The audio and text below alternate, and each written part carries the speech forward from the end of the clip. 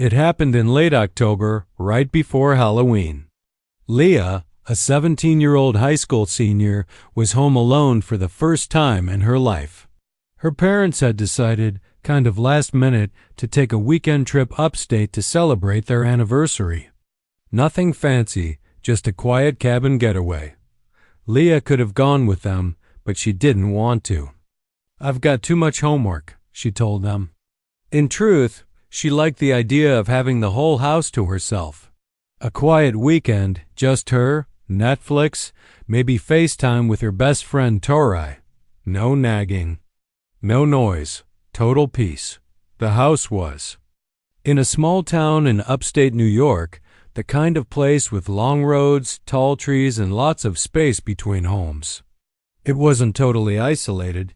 There were neighbors a few houses down, but still quiet enough that you'd hear things at night you wouldn't normally notice. Crickets, the wind in the trees. Maybe even a deer stepping on dry leaves. It was Friday night, around 1:30 in the morning. Leah was still wide awake in bed, scrolling through TikTok with the lights off and her bedroom lamp glowing dimly behind her. The upstairs was warm and quiet. She had her favorite blanket over her legs, a bowl of popcorn half eaten on her nightstand. That's when she heard it. At first, it didn't even register. Just a faint sound, kind of like ... crunching, like someone slowly walking across gravel. It was soft but steady, almost like ... footsteps. She paused the video and listened. Again. Crunch. Pause. Crunch. It was coming from outside. Leah sat up in bed, heart beating a little faster now. Their driveway was long and made of gravel. It ran alongside the house and ended at the garage in the back. She figured maybe it was a raccoon. They had a few around. Or maybe the wind pushed over some branches. She pulled the curtain back and peeked through her bedroom window. Nothing. The front yard was empty. The motion activated. Porch light was still off. No deer, no animals, no movement. It looked completely still outside. Too still. She sat back down, brushed it off, and went back to her phone. Then her screen lit up with a text. "Unknown number, why'd you turn off the light?" Leah froze. Her stomach dropped. She stared at the message, trying to process it. What light? She hadn't turned anything off. She stared at the number. It wasn't saved in her phone. No name. No previous messages. She quickly texted back. "Who is this?" No response. She waited, watching the typing bubble, but nothing. It never appeared. Her breathing got shallow. This wasn't funny. Maybe someone was playing a prank. One of her classmates? Someone who knew she was alone? Still, something about the message didn't sit right. She got up and went downstairs. All the lights were off except for the little lamp in the front hallway. She turned on the porch light and checked the door. It was locked. She even double-checked the sliding door to the backyard and the kitchen window locks. Everything was secure. She opened the front door and looked out into the night. Silent. Empty. No one on the driveway. No cars. No footsteps. Nothing but leaves moving gently in the wind. She closed the door and locked it again, trying to shake the feeling in her chest. Maybe it was someone messing around. But how would they know about the light?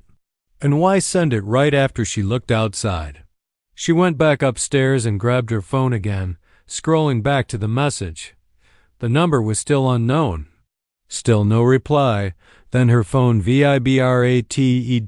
New text message. Unknown number, you shouldn't have looked. That's when she realized ... whoever it was. They were watching her. Right then. Right now. From somewhere close. Close enough to see the light. Close enough to know. She pulled back the curtain. She turned off the lamp in her room and backed away from the window. Outside, the wind picked up. Slightly. But Leah's world had gone completely still. Leah didn't sleep at all that night. She just sat there in the dark, staring at her phone, waiting for another text. For a while, nothing happened. No noise, no new messages. But the feeling in her gut wouldn't go away, that cold, crawling sensation like she wasn't alone, like someone was watching her from just out of sight. She told herself it was a prank, maybe one of her classmates from school.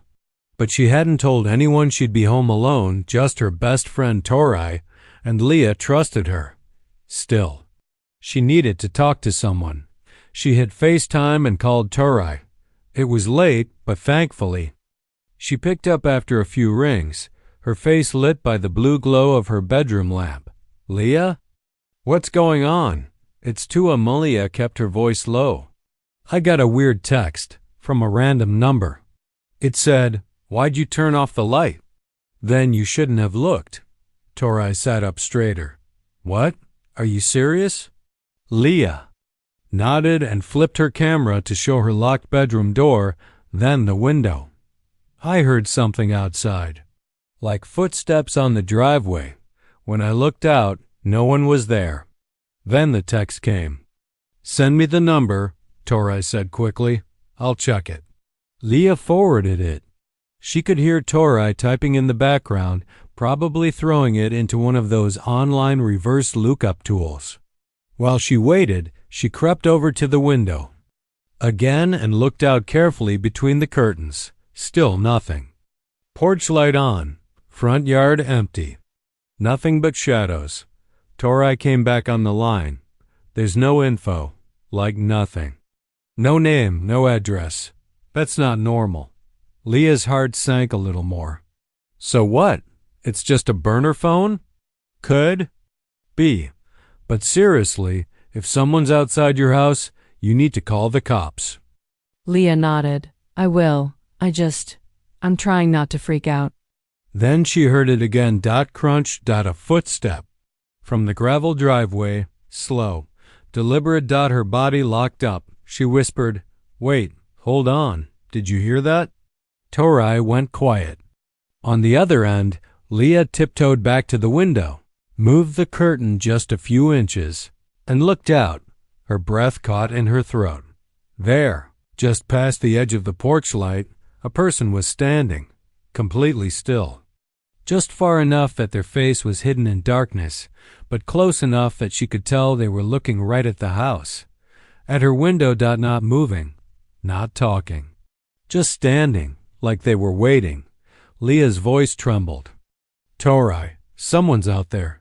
Oh my God, call 911 right now." Leah stared for a moment longer, then ducked down below the window. Her hands were shaking as she grabbed her phone. That's when it vibrated again. "Unknown number, come outside." She dropped the phone. Her whole body went cold. That wasn't a prank. That was a threat. She grabbed the phone again, turned the ringer off, and ran down the hall to the bathroom. Locked the door. Sat on the floor. She texted Tori. "I think he's watching the house. He knows when I look out." Tori responded instantly. "Don't go near any windows. Don't turn on lights. Stay quiet. I'm calling the police for you." Leah just stared at her screen, heart hammering. She hadn't heard the person move. No footsteps. No banging. No talking. Just that one slow crunch of gravel. And then nothing. She waited in the dark bathroom, barely breathing, flinching at every little creak of the house. 15 minutes passed. Still nothing. She finally got the courage to peek out into the hallway, then made her way quietly back to her room. Everything looked normal. The figure was gone, but when she picked her phone up from the floor, she noticed something she hadn't seen before. A small red dot, reflected in the glass of her window, like the glow from a camera. She turned slowly, looked toward the window again. Nothing. The red light was gone. Her phone buzzed. Once more. Unknown number, don't look behind you. Leah ran from the room and slammed the door shut. That night, she didn't sleep, and she knew, without a doubt, that whoever was texting her wasn't just outside anymore.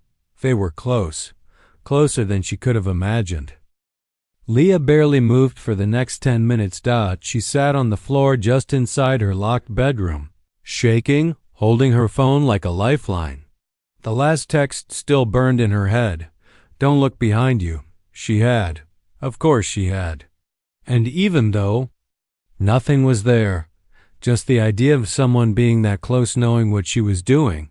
When she moved, when she looked was enough to make her stomach twist. Tori was still texting her. Police are on their way. Just stay in your room. Don't go near the window again. Leah nodded to herself, even though she knew Tori couldn't see her. She wanted to listen. She tried to stay put, but something was off. It was a small thing, really. Something she almost didn't notice. Her window. She usually kept it shut tight this time of year, cold nights, bugs, whatever. But now, it was slightly open, just enough to slip 2 fingers through. And the screen?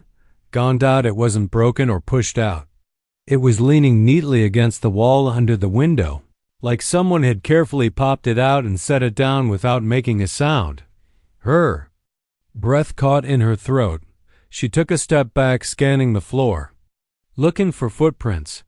Anything. There were none, but that only made it worse. Leah whispered into the phone, "Someone's been in here." She barely heard herself say it. Then came a sound from the hallway, just outside her door. A single, soft footstep. She clapped a hand over her mouth and backed away, moving behind her bed. Her eyes locked on the door. Still closed. Still locked. Another step. Closer. It was slow. Careful. She could hear the wood creaking under the weight of someone just outside her room. She wanted to scream, to call 911 herself, but she was frozen. Every instinct told her, don't make a sound. Don't move. Her phone buzzed again. She flinched. New message. Unknown number. You made it easy. She clutched her phone, feeling tears sting her eyes. Whoever this was, they weren't just stalking her. They'd planned this. They knew her house, her routines, which lights she turned on, what time she went to bed. They even knew her parents were out of town. Suddenly, she remembered something terrifying. The basement door. It was always kept locked. But 2 days ago, she'd gone down to bring up the Halloween decorations, and she'd accidentally left the door unlocked. She hadn't thought much of it. Meant to fix it later, but now she was wondering if that's how he got in. How long had he been here? Was he hiding in the basement that whole time? Listening? Waiting? She remembered the strange sound she heard Thursday night, just a soft bump she'd blamed on the dryer. What if it wasn't the dryer at all? What if he'd been moving around? Down there. When she was home? Another footstep outside her door broke her thoughts. Then, silence. She held her breath. A few seconds later, she heard something far more terrifying. The footsteps started going back downstairs. Not rushing. Not panicked. Just slowly, casually descending the steps. Like someone who had all the time in the world. Like someone who already knew the police were close. Her phone buzzed again. Unknown number. Tell them I said hi. She didn't know what to do. She wanted to scream, to throw the phone, to run out of the room and bolt out the front door, but her legs wouldn't move. She stayed there, frozen, until red and blue lights flashed outside the window and someone pounded on the front door. Police! Open up! She didn't move until they were inside. She heard them shout, clearing the rooms, moving fast. One of the officers called up to her, and she finally opened her bedroom door and ran down to them. Her face was pale, her hands ice cold. Think he was in my room, she told them. The police searched the entire house. No one was there. But when one of the officers checked the basement, he called out, "You're going to want to see this." Downstairs, behind the water heater, they found something chilling. A rolled-up sleeping bag, a backpack, empty, snack wrappers, and a charger plugged into an old outlet near the dryer. Whoever had been in that house, had been living there, and watching. Her. Asterisk, the police stayed for hours. They took photos, collected the backpack, the sleeping bag, the charger. They asked Leah dozens of questions. Had she noticed anything missing from the house? Heard strange sounds before tonight? Had any friends? With access to a spare key? She answered everything as best she could. But honestly, she was still in shock. Some stranger had been living in her house, under her feet, eating their food, charging their phone, watching her. The officers told her what they believed happened. Someone had found a way in maybe days ago, maybe longer, through the unlocked basement door, or maybe even before that. And for some reason, they hadn't left. They'd been waiting by 6 a.m. Her parents were rushing home, completely horrified. Her mom was crying before she even walked through the front door. Her dad immediately installed a new lock on the basement and checked every room in the house twice.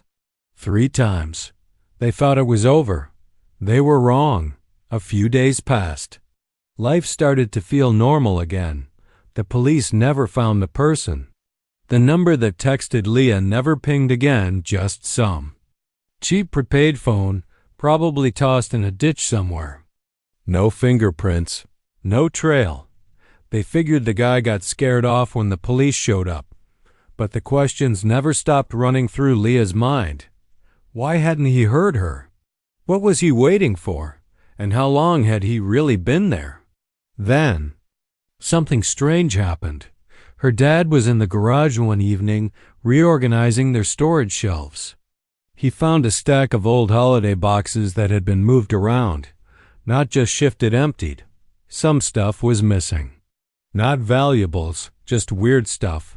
A few candles, a roll of duct tape, a pack of batteries, a set of small screwdrivers. At first, they figured it had been stolen by the intruder, until Leah remembered something else. The attic. No. One had checked it. It was one of those crawl space attics, the kind with the pull-down stairs and the hallway ceiling. They never used it, just a dusty old space full of insulation and dead spiders. Her dad pulled the ladder down and climbed up with a flashlight. Leah stood at the bottom, watching. It was quiet at first. Then she heard her dad's voice. You might want to call someone. Because someone had been up there. There were fast food wrappers, crumpled water bottles, and pieces of old clothing tucked into the corners of the beams. But that wasn't the worst part. There was a hole, a square hole cut into the drywall of the attic floor, about a foot wide, just big enough for a head to fit through. When the police arrived and looked more closely, they realized what it was, a peephole, not from above.